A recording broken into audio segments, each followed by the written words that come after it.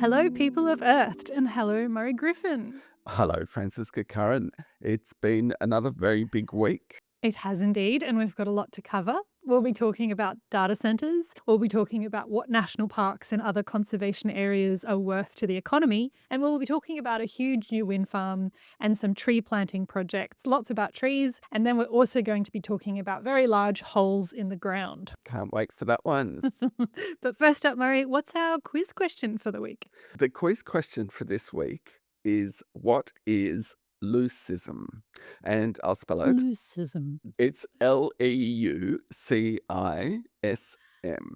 And a clue, Leucism.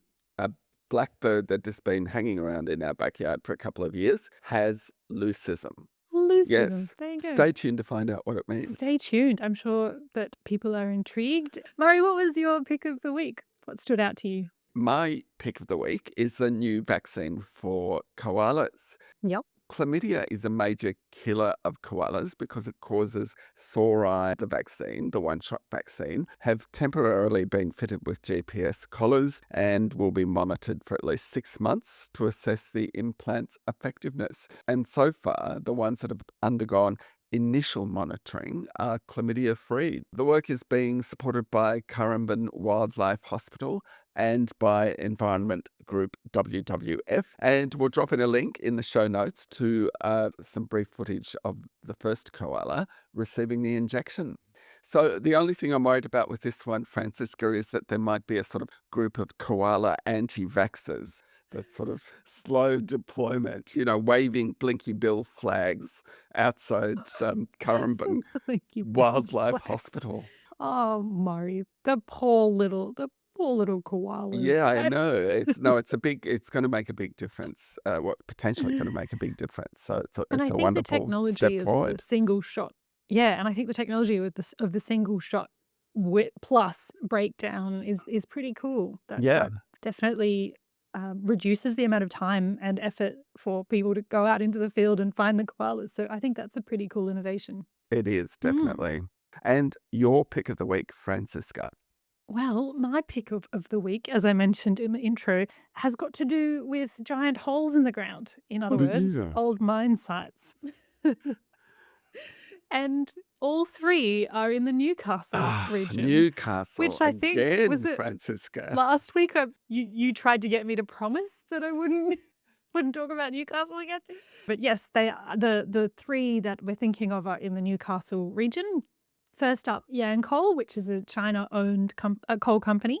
And one of its operations in Australia was the Stratford coal mine, which is just under 100 kilometres north of Newcastle. After 30 years, coal mining at the Stratford site ended in 2024, and the company has just got approval to convert the site into a pumped hydro energy storage project and solar farm. So this $1.8 billion project would generate enough electricity to power up to 120,000 homes. Wow.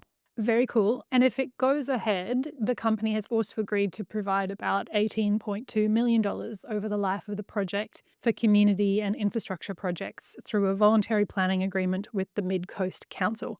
Probably more than they ever paid when it was a working coal mine. But anyway, yes, go on. The pumped hydro part of the project will have the capacity to discharge electricity over a 12-hour period when the grid is under stress.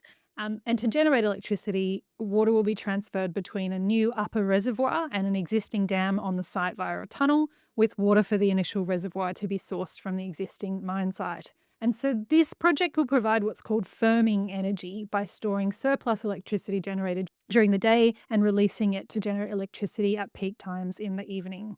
So that's pretty exciting, and the New South Wales government has described the Stratford pumped hydro and solar project as a crucial component of the New South Wales electricity infrastructure roadmap. The state government also says that since it came into office in March 2023, it has approved 52 renewable energy projects that, when built, will generate enough electricity to power 5.1 million homes.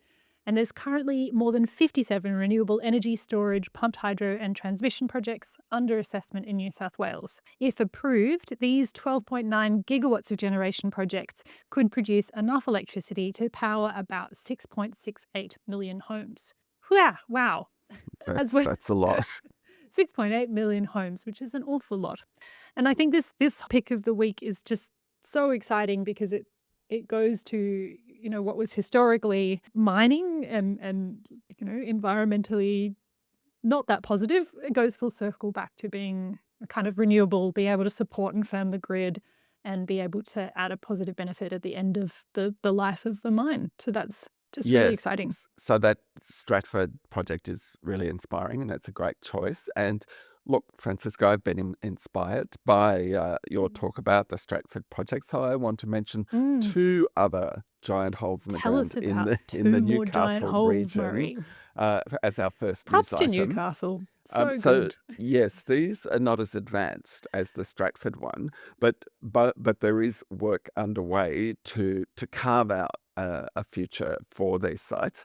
Both sites are former coal mines that are approaching end of life, namely BHP's Mount Arthur coal mine that will close in 2030, and Glencore's now closed Macquarie coal complex.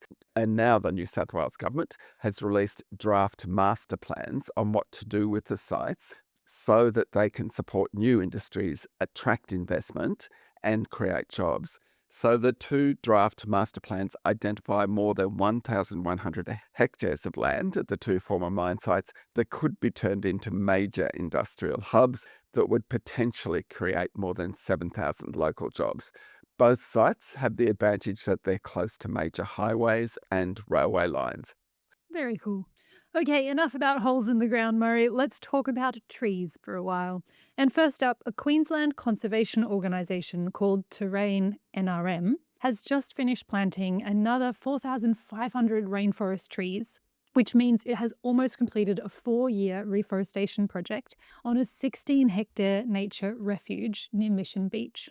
The area, which is an important transit route for cassowaries, is next to remnant rainforest and a creek, and it used to be completely covered in an invasive weed from Africa called guinea grass. The site was purchased by conservation group C4 and the Queensland Trust for Nature in 2022, and work to restore the site has been underway since then. And if you want to know more about Mission Beach cassowaries, we'll put a link to the Mission Beach cassowaries Facebook page in the show notes. It's got a lot of cassowary posts, including one from the weekend showing a cassowary eating a dead ringtail possum. Yes, it's very disturbing. Well, it's a bit disturbing. I always thought they were vegetarian, but apparently they're omnivores and Oh, will yeah. also eat things like roadkill. And this one Apparently rather so. dramatically does. Anyway, moving on. And Terrain NRM, which is doing the tree planting, has been busy on other projects as well. It's recently installed 10 new fenced enclosures to keep out feral pigs to restore habitat for the critically endangered mountaintop nursery frog. The frog is tiny, it's about the size of a thumbnail, and it's only found in dense high altitude cloud forests in Queensland's Mount Lewis National Park, which is north of Cairns. And its habitat has been disturbed by increasing numbers of feral pigs in the area. The fencing projects have been carried out with the help of Western Yulanji traditional owners and another environment group called Gulf Savannah NRM. The sites are being monitored with frog call monitors, and the results so far are promising. But many frog species are in a precarious position because of a fungal disease and because of climate change. Terrain NRM's Dr. Andrew Dennis said, and this is a quote, "I've been visiting this region for well over 50 years. Walking in the cloud forest and around the creeks, it used to be noisy with frog calls day and night. Now it's noticeably a lot quieter." And just as a special treat, we're going to drop in a minute of audio from a cloud forest dawn, which was recorded in Mount Lewis National Park. And this was posted by Mark Anderson of Wild Ambience. And we'll put the link to the entire piece in the show notes.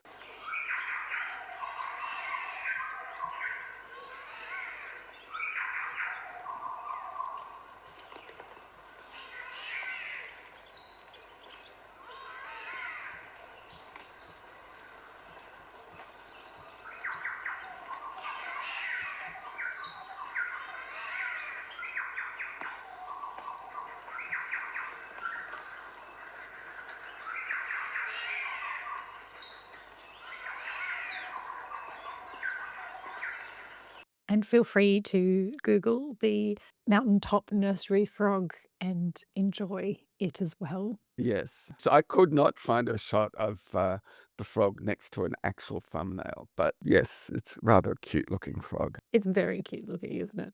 And I also think that dense high altitude cloud forests where they're found is also my natural habitat. That sounds wonderful right now. I love that phrase, cloud forest. It's Cloud just forest, fantastic. so Yeah. good. Yeah. Yeah. Yeah. All right, back into the trees again. And another tree planting project that is underway is on a 394 hectare property called Coonawarra, which is located near Henty in the New South Wales Riverina region. And this is a really interesting one because tree planting is being made possible by Australia's carbon credit scheme. Because this tree planting project is registered with Australia's clean energy regulator to earn a carbon credit for every tonne of climate polluting carbon dioxide that the trees draw down out of the atmosphere. And the farmers who own the property can sell those Australian carbon credit units if they want some extra income. Now, the other thing about this project is that they are planting a range of different types of trees. It's called a biodiverse planting. And to accurately measure the environmental benefits of this biodiverse planting, it's going to use a rigorous Australian developed accounting system that's called Accounting for Nature. Using the Accounting for Nature framework is likely to have economic benefits for the farmers as well, because quite a few of the companies and organisations are willing to pay more for carbon credits that are linked to activities that also have demonstrable biodiversity benefits. And it's also getting some support from the New South Wales government through its Living Carbon scheme. And here's a bit of audio from a video clip about the project. We have here Coonawarra, which is 394 hectares, approximately 13k west of Henty.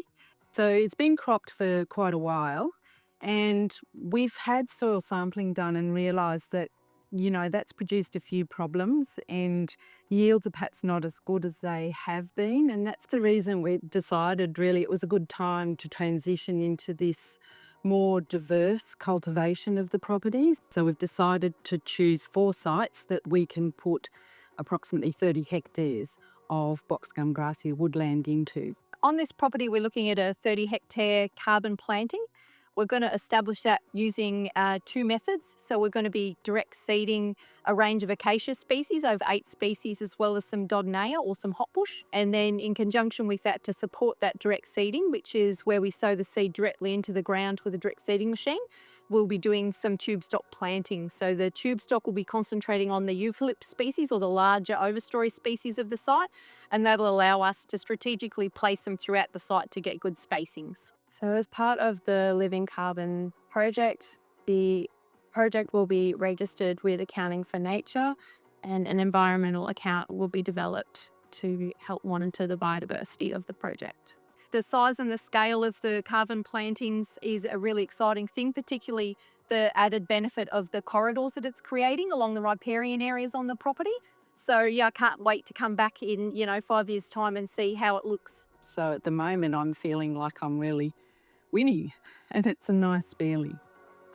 So we're big fans of the work that Surfers for Climate does, aren't we, Francisco? Oh, absolutely. Besides not being surfers ourselves, self-disclosed. Yes, but our next clip features 2 politicians talking about a very different kind of surfing. It's Western Australia Premier Roger Cook and WA Transport Minister Rita Safioti talking about when they were kids surfing the bendy bits of Perth's bendy buses.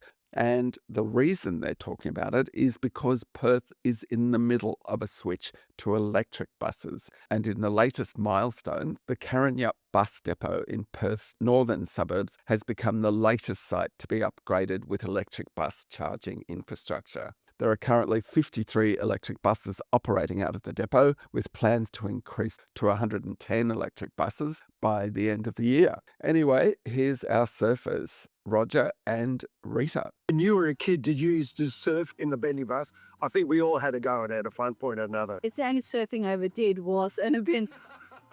Over the life of the bus is actually savings of around $1 million because the cost of electricity much less than the cost Of diesel. of diesel. Very cool. And while we're talking about electric vehicles, here's a quick update from Climate Change Minister Chris Bowen on the uptake of electric vehicles. Is your renewable wrap. In June, 1 in 4 new vehicle purchases was electric, plus 12% plug-in hybrid, which means more than 1 in 3 new vehicle purchases can be plug-in. Or put another way, in 2022, Australians bought an EV once every 50 minutes. Now it's once every 1 minute and 17 seconds. If you're enjoying this show, please show your appreciation by following the show. And if you feel like it, give us some stars on your pod listening platform. If you're able to go a step further, you can make a small monthly contribution to help us cover our costs by becoming a supporter via our website, which you can find at earthed.au. We'll use any funds we receive via our website to cover the cost of things like production, editing, and distribution.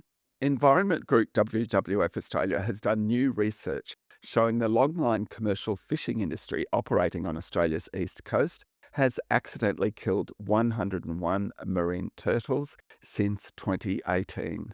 The deaths happen when turtles are accidentally hooked or become entangled in fishing lines. The data comes from Commonwealth fishery logbooks. And of course, we don't know that all accidental turtle deaths have actually been reported.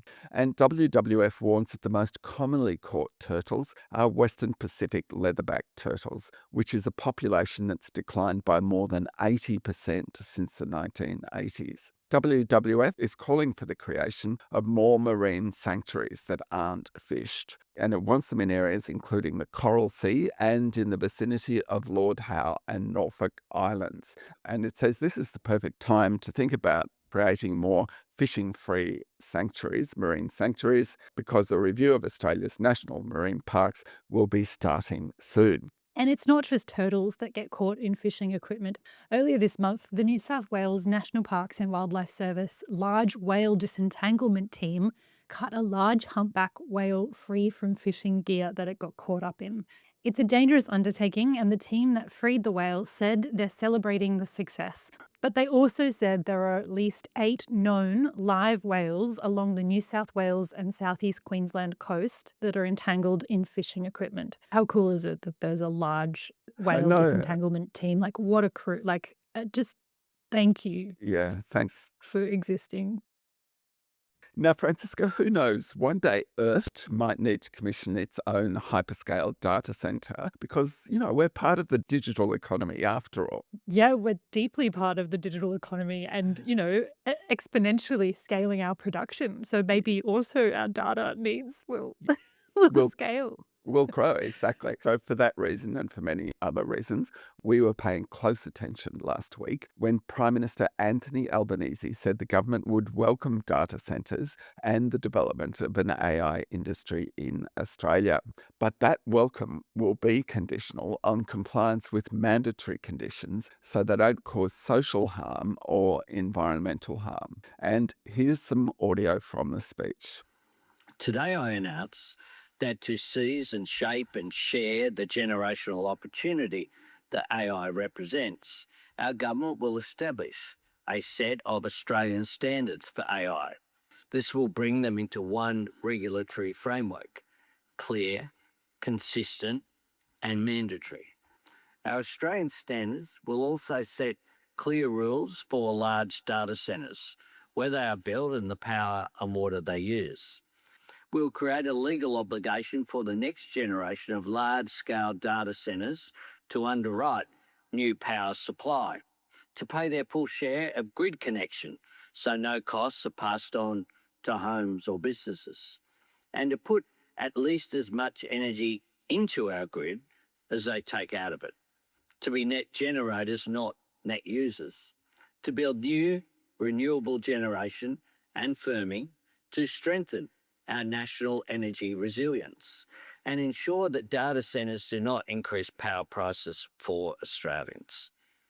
Australia is the sunniest continent on Earth, but we're also the driest, which is why our rules will require data centres to minimise their water use, to maximise their energy efficiency, and pay for any additional water infrastructure that is required. Commenting on the PM's speech, the Climate Council's chief executive Amanda Mackenzie said the AI-driven surge in data centres will have a profound effect on our energy system, and unchecked, this growth could mean soaring prices and rampant climate pollution. She goes on to say Australia is a very attractive location for data centre proponents, but it means we need strong guardrails to protect our standard of living. We need these things to work for us. This means upholding Prime Minister Albanese's pledge that data centres match their energy demand with new renewables and storage to shield households and other businesses from increased costs. With power prices and climate pollution set to surge in the next decade without intervention, this must occur from the get-go, she said. Speaking of data centres and water consumption, there's been an exciting development in Melbourne. Water utility Greater Western Water has signed an agreement to supply Amazon Web Services' soon-to-be-built facility in Western Melbourne with recycled water that will be used to cool its data centre. Greater Western Water's Melton recycled water plant at Mount Cottrell will become the first in the state to deliver recycled water to a data centre. So, yeah, that's an interesting approach. Like, hopefully, a lot more data centers will be able to use recycled water. I remember we did a piece a few episodes back, which was about Victoria's Essential Services Commission deciding on water charges for Melbourne Water. And one of the things that it noted, the Essential Services Commission noted, was that Melbourne Water didn't at this stage have a good grip on what the water needs of these data centres would be, because it didn't know what, how much of each type of water, And potable what water. technologies, yeah. Yeah. Anyway, so congrats to Greater Western Water. Very interesting. Meanwhile, on the energy front, a business called RenewMap, which tracks large energy projects across Australia and New Zealand, says there is an increasingly prominent regional overlap between where data centres are emerging and where new renewable projects are being developed. The business says it's already tracking a number of early-stage regional data centres being actively developed with co-located wind and solar generation and battery energy storage system firming. Yeah, which makes sense because, back in the day, early on for some of these mega projects, they were going to put hydrogen electrolyzers in amongst the turbines and the solar farms. The heat has gone off hydrogen a bit, it's proving harder and more of a niche product than people thought. And so, in a way, data centers are a logical replacement. Other energy-intensive load, that could be co-located. Very Yeah. interesting.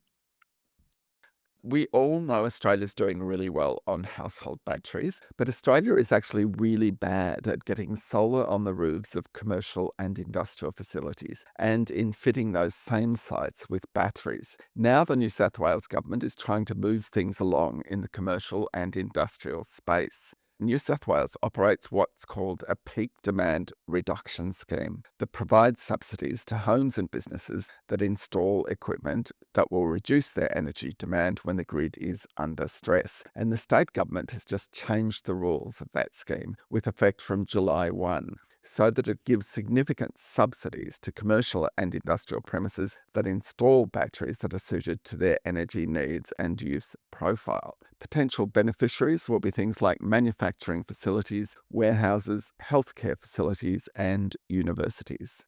Just like batteries, while households have had great take-up of heat pump technology, which reduces energy use, emissions, and energy bills, take-up has been more limited in the commercial and industrial sector. One organisation that's been working hard to change this is the Australian Alliance for Energy Productivity, which does some absolutely fantastic work. And here's a clip they've just released about commercial laundry business Alsco, which has just installed a heat pump at its Melbourne facility. The clip features Harris Murtaza, who is Energy and Utilities Manager at Alsco Uniforms Australia.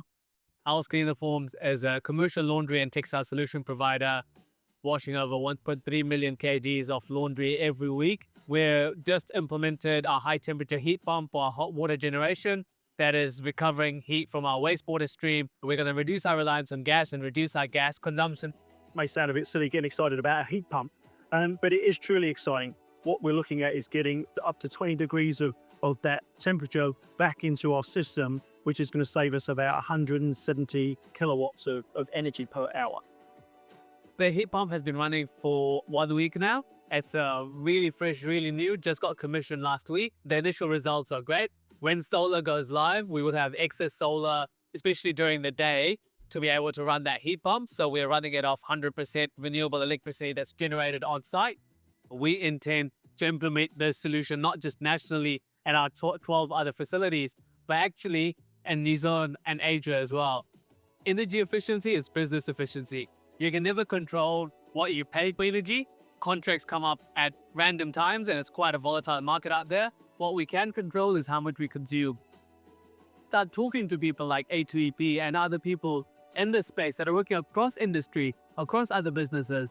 Learn from them and see what they're doing and take the first step.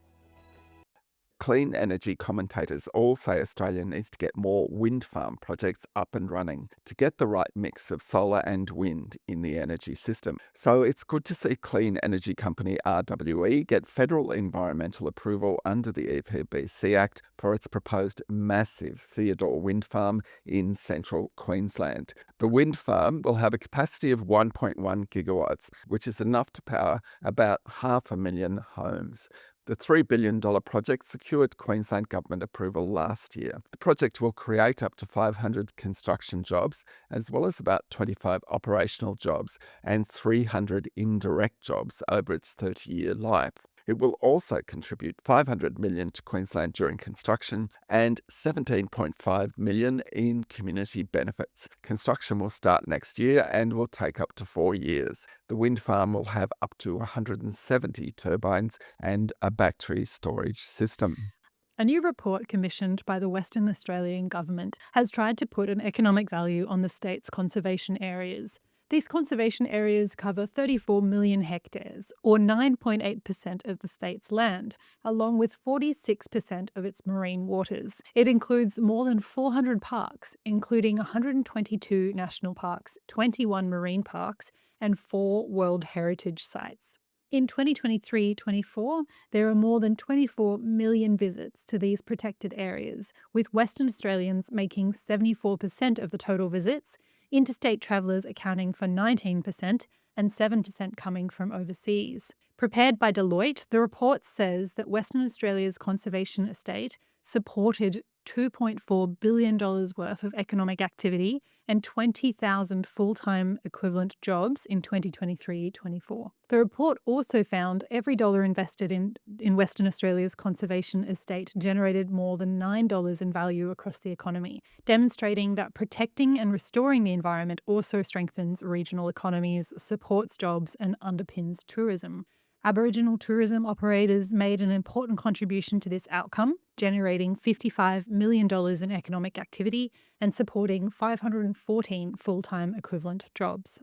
Beyond its economic contribution, the conservation estate delivered an estimated social asset value of approximately $26.6 billion over a 30-year period, reflecting the value Western Australians place on nature, culture, and recreation in the state's parks and reserves. The report also estimated the carbon sequestration benefits of the marine protected areas that form part of the conservation estate and of one land-based ecosystem known as the Great Western Woodlands. So these carbon sequestration benefits are benefits that accrue because of the avoided harm of greenhouse gases being in the atmosphere and instead being stored in vegetation. The marine protected areas include coastal seagrass, mangrove, and salt marsh areas. And these are really, really good at naturally storing climate polluting greenhouse gases. The report estimates that in 2021, these marine protected areas provided natural carbon dioxide storage services worth $112 million,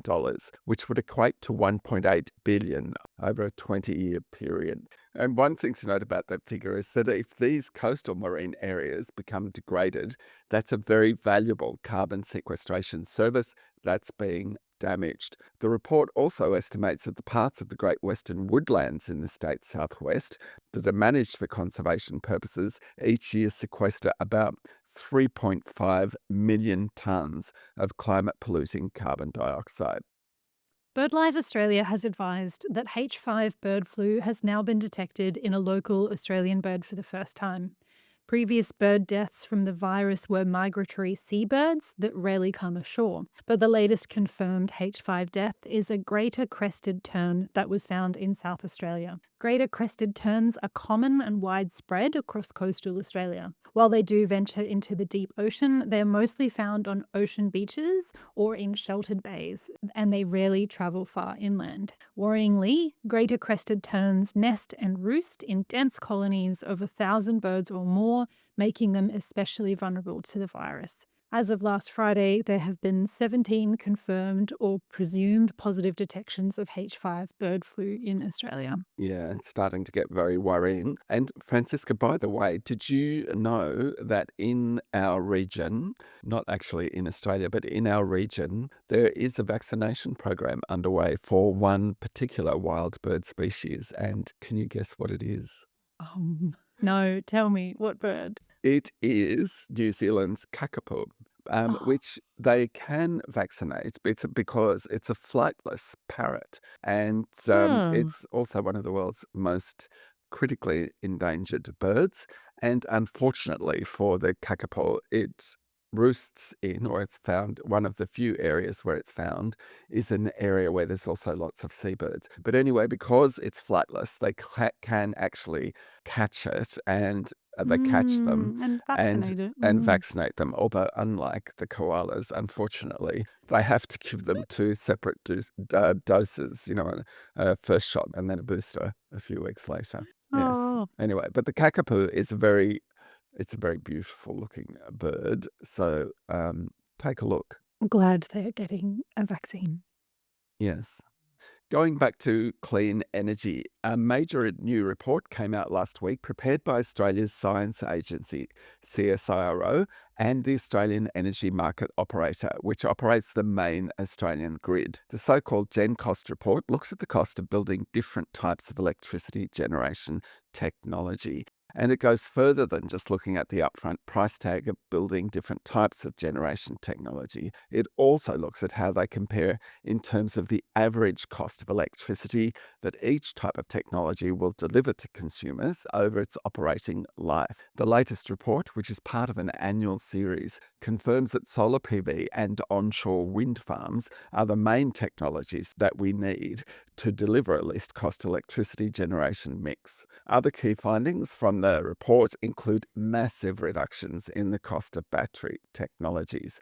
The Clean Energy Council's chief executive, Jackie Trad, welcomed the report, and she noted it showed nuclear is the most expensive generation option for Australia, even when modelled on South Korea's highly efficient deployment of nuclear technology, which would basically be impossible in Australia because we just don't have the expertise to do that. According to Jackie Trad, with 12 gigawatts of coal retiring over the next 5 to 7 years, we don't have time to continue debating nuclear, which would take decades to deliver. Sounds like very sensible words from Jackie there. And our final news item is a warning. If you live on a rural property and you ever have someone knocking on your door offering you free clean fill, just say no, because the chances are high that it's actually going to be contaminated, potentially, with deadly asbestos. And that's exactly what happened in New South Wales. And a local court in that state has just ordered a man and his company to pay a total of $335,000 for dumping asbestos-contaminated fill on 2 rural properties. The property owners had responded to ads saying that they could provide clean, free topsoil. But instead, Andrew Hughes and his company at Ant Civil knowingly supplied contaminated soil. And there could be more to come. 3 more prosecutions involving Andrew Hughes and alleged pollution of properties are currently before the New South Wales Land and Environment Court. Okay, it's time for the answer to our quiz question. What is leucism? Which I have to Tell say, us, Laurie, what's possibly leucism? should have been phrased as what is leucism. I'm not sure of the pronunciation. Anyway, what it is, it's a genetic condition that causes partial loss of pigmentation in a bird or animal, which means that they have white bits on their body. There you go. In the case of the blackbird in our backyard, it has one white tail feather. And so naturally, we have named him Flash. Oh, that's so And good. although we've been watching and enjoying Flash for the last 2 or 3 years, it's only recently that we've what's caused that white Flash tail has feather. a white tail feather. Yeah, genetic Fantastic. condition. Yep.